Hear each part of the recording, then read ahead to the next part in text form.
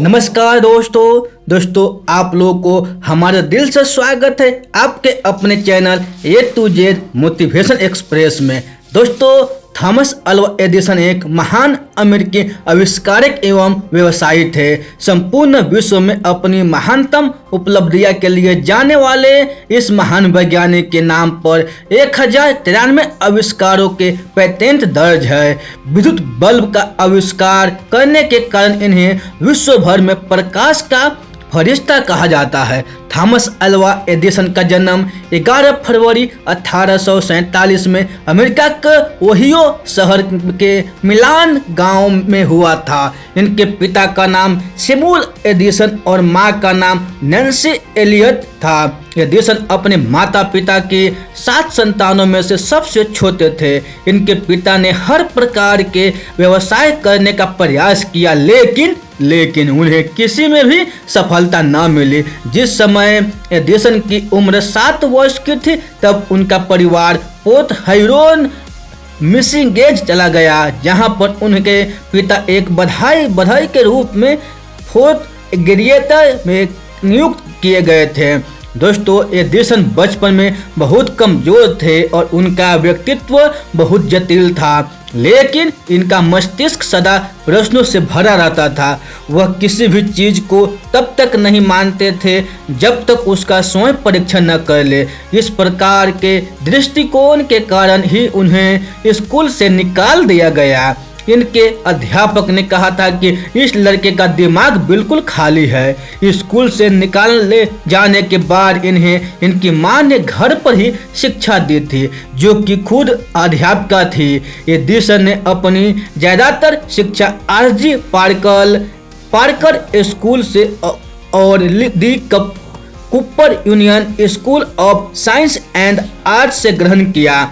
Edison को बचपन से ही सुनने में तकलीफ होती थी। ये सब तब से चल रहा था जब से बचपन में उन्हें एक तेज बुखार आया था और उससे उबरते समय उनके दाहिने कान में चोट आ गई थी। तभी से उन्हें सुनने में थोड़ी बहुत परेशानी होती थी। उनके करियर के मध्य उन्होंने अपनी बीमारी के बारे में बताया कि जब वे ट्रेन में सफ़र कर रहे थे तभी एक केमिकल में आग लग गई थी, जिस वजह से वे ट्रेन के बाहर फेंके गए और उनके कान में चोट आ गई। कुछ साल बाद ही उन्होंने इस कहानी को तोड़ते हुए एक नई कहानी बनाई और कहने लगे कि जब चलती ट्रेन में कंडक्टर उनकी मदद कर रहा था, तभी अचानक उनके कान में चोट लगी थी। सन 1862 की बात है, जब उन्होंने अपनी जान पर खेलकर स्टेशन मास्टर के बच्चे को एक रेल दुर्घटना में मरने से बचाया। एडिसन के इस कारनामे से स्टेशन मास्टर बहुत प्रसन्न हुए।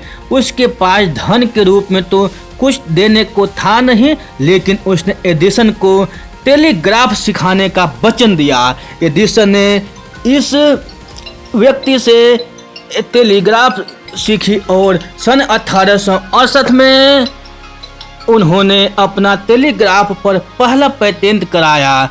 उसी वर्ष उन्होंने वोट रिकॉर्ड करने की मशीन का आविष्कार किया। इसके अगले वर्ष वे न्यूयॉर्क चले गए। वहां पर भी उन्होंने कुछ समय गरीबी में गुजारा, लेकिन कुछ दिन बाद उन्हें स्टॉक एक्सचेंज के टेलीग्राफ ऑफिस में नौकरी मिल गई थी। उन्होंने अपना टेलीग्राफ उपकरण एक्सचेंज के प्रेसिडेंट को इस आशा में भेंट किया कि उन्हें इसके लिए $2000 मिल जाएंगे, लेकिन एक्सचेंज का प्रेसिडेंट उनके इस टेलीग्राफ उपकरण से इतना प्रभावित हुआ कि उसने एडिसन को इसके लिए $40,000 दिए। यहीं से उनके सौभाग्य का आरंभ हुआ। सन 1876 में न्यू जर्सी के मेनलो पार्क में इन्होंने अपनी प्रयोगशाला स्थापित की। वहां इन्होंने इतने अनुसंधान किए कि उन्हें मेनलो पार्क का जादूगर कहा जाने लगा। सन 1877 में एडिसन ने ग्रामोफोन का आविष्कार किया। इसी प्रयोगशाला में सन 1879 में एडिसन ने विद्युत बल्ब का आविष्कार किया। जब वे विद्युत बल्ब पर कार्य कर रहे थे, तभी इन्होंने तापायनिक उत्सर्जन के सिद्धांत का आविष्कार किया और बाद में इसी सिद्धांत पर इलेक्ट्रॉनिक बल्ब बनाए गए। एडिसन ने विद्युत प्रकाश के अलावा सिनेमा, टेलीफोन, रिकॉर्ड और सीडी का सृजन किया और योगदान दिया था। उनके समस्त आविष्कार आज किसी न किसी रूप में उपयोग में हैं। एडिसन के शोधों के आधार पर ही बाद में रोमिंगटन टाइपराइटर विकसित किया गया। इन्होंने एक विद्युत से चलने वाले पेन भी खोजा जो बाद में मिमोग्राफ के रूप में विकसित हुआ। सन 1889 में इन्होंने चलचित्र कैमरा भी विकसित किया। दोस्तों, एडिसन एक महान आविष्कारक थे। उनके समय में उन्होंने पूरे यूएस के 1093 पेटेंट अपने कब्जे में कर रखे थे और उसके अलावा यूनाइटेड किंगडम, फ्रांस और जर्मनी में भी उनके कई सारे पेटेंट हैं। उनके इन सभी पेटेंट का उनके आविष्कारों पर बहुत प्रभाव पड़ा।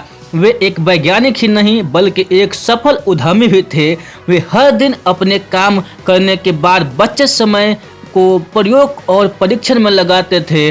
उन्होंने अपनी कल्पना शक्ति और स्मरण शक्ति का उपयोग अपने व्यवसाय को आगे बढ़ाने में लगाया। उनके इसी टैलेंट की बदौलत उन्होंने 14 कंपनियों की स्थापना की, जिनमें जनरल इलेक्ट्रिक भी शामिल है, जो आज भी दुनिया की सबसे बड़ी व्यापार करने वाली कंपनी के नाम से जानी जाती है।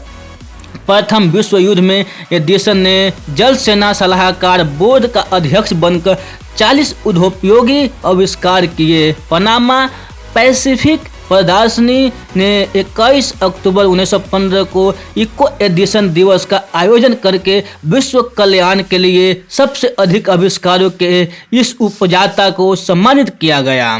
दोस्तों, 1927 में Edison national academy of sciences के सदस्य निर्वाचित हुए। 21 अक्टूबर 1929 को राष्ट्रपति दूसरे ने अपने विशिष्ट अतिथि के रूप में एडिसन का अभिवादन किया। सन 1912 में इन्हें अपने पुराने सहयोगी टेस्ला के साथ नोबेल पुरस्कार मिलने को था, लेकिन टेस्ला एडिसन के साथ नोबेल पुरस्कार लेने से इनकार कर दिया। इस कारण दोनों ही वैज्ञानिक नोबेल पुरस्कार से वंचित रह गए।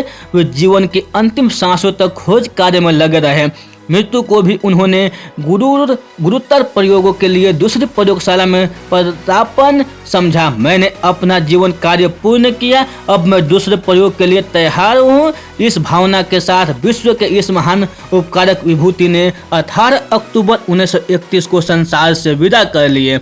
दोस्तों, ये बायोग्राफी आप लोगों को थॉमस अल्वा एडिसन जी की अच्छी लगी हो तो अपने दोस्तों के साथ जरूर शेयर कीजिएगा।